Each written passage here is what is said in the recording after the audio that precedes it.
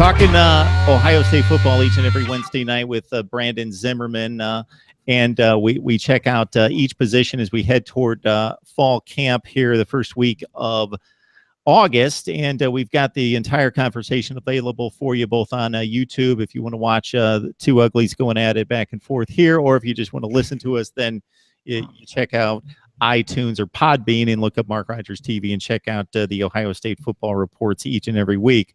So when we move to tight end, I don't know that Marcus Baugh is necessarily the best tight end in the Big Ten, but he might be physically the most imposing guy, a guy that I thought was a little bit underutilized last year in catching 24 passes. Yeah, I mean, at 6'5", 250, Marcus Baugh was a big guy. He was a big recruit out of California.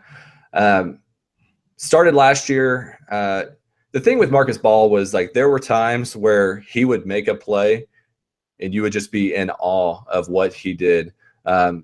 Definitely that athletic type of the tight end who can excel in the pros if they stay consistent. Last year, Marcus Baugh just didn't. I mean, because he would make some play where he would leap over somebody, make a spin, and dive for a touchdown.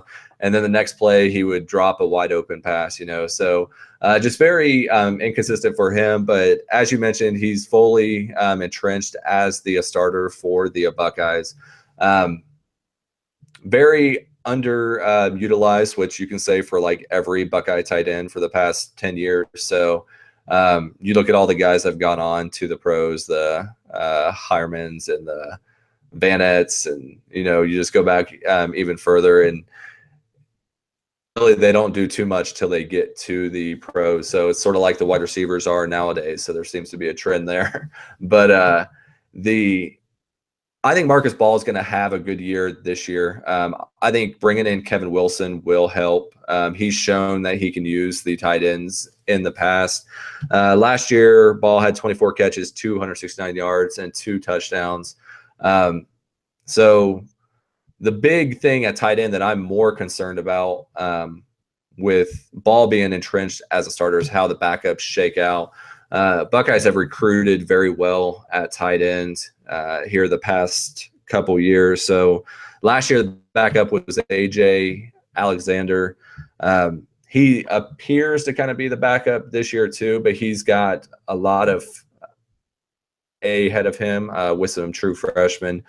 If you remember 2 years ago, the Buckeyes brought in 3 of the top 10 tight ends coming out of high school. So the big one that made a lot of strides in spring ball was Luke Farrell, 6'6", 250, big guy.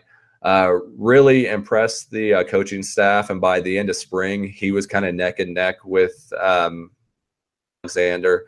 So it'll be interesting to see how Farrell does. Farrell was, I believe, he was like the 4th ranked recruit coming out of high school for the tight end. Right there with him, I believe he was like the number 2 or number 3 tight end coming in out of high school was another big guy, Jake Hossman, 6'4", 252. He was kind of the one that everyone expected to kind of come in and play right away, wound up redshirt last year, and now it appears that Luke Farrell has kind of jumped him. So it'll be interesting to see how he does during fall camp and see if he can get caught up with Farrell. And then the other guy that they brought in was more of a athlete, but he was the number 10 ranked tight end, and it's Kyrie Hawkins, 6'3", 248, so not as big as Farrell and Hossman and Alexander. So those 3 all top 10 guys for the tight end position is very bright, especially with Kevin Wilson, especially with the quarterbacks that are kind of sitting behind Barrett, who will be taking over next year and in years to come, where they're more of the pocket pure throwers than JT Barrett is. So I think tight end position is looking very well, but as you mentioned, Marcus Baugh is the guy this year, and I expect him to have easily a better year than he did last year. Farrell and Hossman, both out of Ohio. Hossman out of Cincinnati, Farrell out of Perry. Tight end's been a good position for the Buckeyes to recruit out of the state of Ohio, unlike some other positions. And I know that that I've had conversations with our friend Ben Van Oyn about Ohio State's balancing act of trying to recruit nationally to grab the best players versus keeping everybody in the state of Ohio and those relationships intact. But at tight end, it's not been an issue. A.J. Alexander, the other guy that you alluded to and talked about, their Brandon out of Virginia, a little less regarded, but I certainly liked what I saw out of A.J. Alexander in the spring game. A couple other guys that you were going down memory lane in terms of the Buckeyes tight end position that came to mind. Jake Stoneburner, who's still staying on NFL rosters, and one season had one of those odd stat lines where basically every other pass he caught was for a touchdown. Reed Fragel, who was moved to an offensive line position at one point in his career, and Jake Ballard, who's turned into a pretty decent receiving threat for Eli Manning with the New York Giants. And I couldn't, maybe you can come up with this, Brandon, couldn't remember whether it was Fragel or Ballard who made a really good, surprising catch in the Rose Bowl against Oregon. Ballard, yes, which makes sense because Fragel certainly was moved to the offensive line soon thereafter for the Buckeyes. That was Jake Ballard. I was there in the stadium. We all went crazy.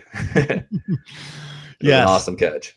One of two times that the Buckeyes have proven that they had the superior NFL talent, regardless of what the odds makers thought in their matchup against Oregon, and that they were just be worn to shreds playing the mighty Oregon Ducks. They are so fast. They're just too fast to keep up with. They're just too fast. Yes. Let's look at the NFL talent produced from both schools. That's like 5-1, but they're too fast. Yes. And I think the NFL, last time I checked, kind of was high on the speed component in evaluating players. So, yeah, I've never those 40 times. That is all that matters. Good stuff. All right, talking Ohio State football each and every Wednesday with Brandon Zimmerman. Brandon, we appreciate the time as always, man. All right, thank you, Mark.